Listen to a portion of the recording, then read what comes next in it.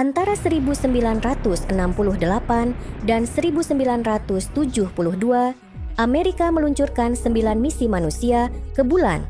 6 diantaranya berhasil mendarat, memungkinkan 12 orang untuk berjalan di permukaan bulan.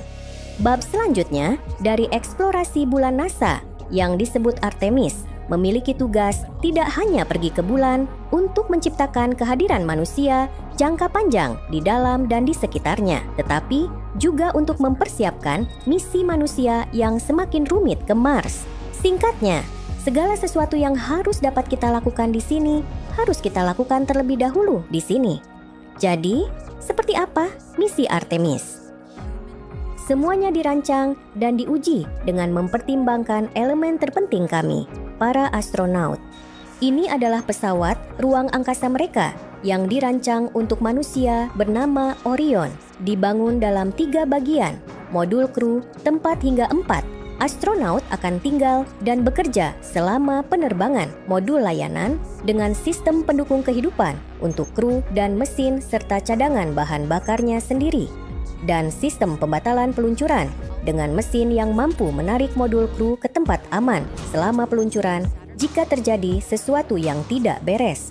Untuk menyelesaikan tugas meluncurkan kru dan muatan berat, NASA membangun Space Launch System yang terdiri dari ruang kargo, Exploration Upper Stage, tahap inti besar, dan 2 pendorong roket padat yang diperpanjang. Secara keseluruhan, ini adalah roket paling kuat di dunia, dan itu melebihi Saturn V yang legendaris dari era Apollo dalam banyak hal. Berada di landasan peluncuran, seluruh roket terisi penuh bahan bakar, memiliki berat lebih dari 6 juta pon. 5,2 juta diantaranya hanyalah bahan bakarnya. Setelah dinyalakan, tidak ada yang bisa menghentikan apa yang terjadi selanjutnya. Keempat, mesin RS-25 dan 2 pendorong roket padat hidup mendorong kru kita ke atas. 2 menit setelah dinyalakan, pendorong roket padat habis dan dilepaskan. 8 menit setelah peluncuran, tahap inti habis dan terpisah. Tahap atas menyala sebentar, menempatkan Orion ke orbit dan mengelilingi bumi. Di sini, kru mengkonfigurasi ulang pesawat ruang angkasa dan memeriksa sistem untuk memastikan semuanya siap untuk perjalanan luar angkasa.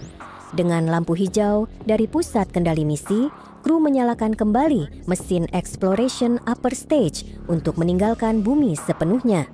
Waktu yang tepat untuk manuver ini sangat penting untuk mencapai kecepatan yang dapat melepaskan diri dari tarikan gravitasi bumi, tetapi juga menempatkan Orion pada jalur yang akan berpotongan dengan bulan beberapa hari kemudian. Setelah pembakaran ini selesai, tahap atas SLS dibuang dan kru di dalam Orion meluncur selama beberapa hari menuju semua yang menunggu mereka di bulan.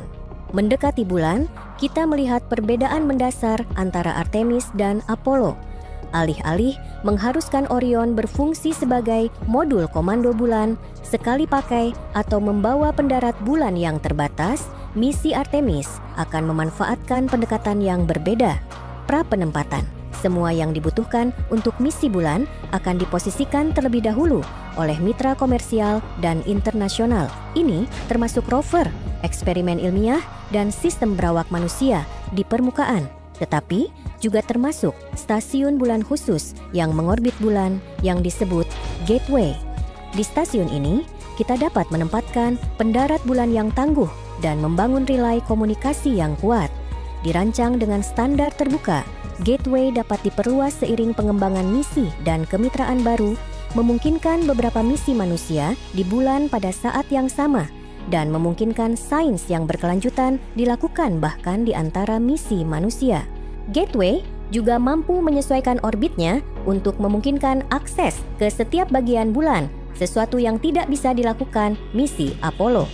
Tapi, kunci sebenarnya dalam pendekatan ini adalah menempatkan Gateway dalam orbit halo yang unik untuk menyempurnakan manuver yang dibutuhkan untuk misi Mars. Dan dengan peluang komersial dan internasional yang terus bertambah, Gateway adalah penghubung yang ideal antara bumi dan semua yang ada di baliknya. Kembali ke kru kita, saat mereka mendekati Gateway, Orion harus mencocokkan orbit elips stasiun agar berhasil berlabuh. Setelah naik, anggota kru yang telah dipilih sebelumnya akan berpindah ke pendarat bulan. Sementara mereka yang ditugaskan di Gateway tetap berada di stasiun. Sistem pendarat bulan itu sendiri dibangun untuk 3 langkah unik. Turun dari orbit halo Gateway ke orbit bulan rendah, turun dari orbit bulan rendah ke permukaan, dan setelah misi bulan selesai, meluncur dari permukaan bulan dan naik kembali ke Gateway yang mengorbit. Setelah kembali ke pesawat, ruang angkasa Orion, dan lepas dari dock Gateway, kru menyalakan mesin mereka untuk keluar dari orbit halo, dan sekali lagi untuk mengayunkan pesawat ruang angkasa mengelilingi bulan, menempatkannya pada lintasan beberapa hari kembali menuju bumi. Saat mereka mendekati akhir perjalanan ini, modul layanan dilepaskan dan modul kru diarahkan dengan perisai panas terlebih dahulu, memasuki atmosfer bumi dengan kecepatan 25.000 mil per jam. Gesekan udara memperlambat Orion secara signifikan, sekaligus membuatnya terkena suhu 5.000 derajat.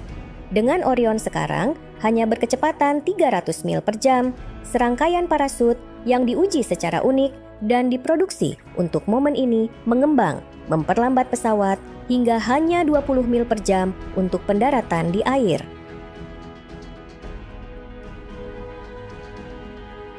Dengan setiap misi yang berhasil, Artemis mengantar gelombang pria dan wanita berikutnya untuk menjelajahi bulan kita dan membuktikan bahwa bersama-sama kita siap untuk melangkah lebih jauh.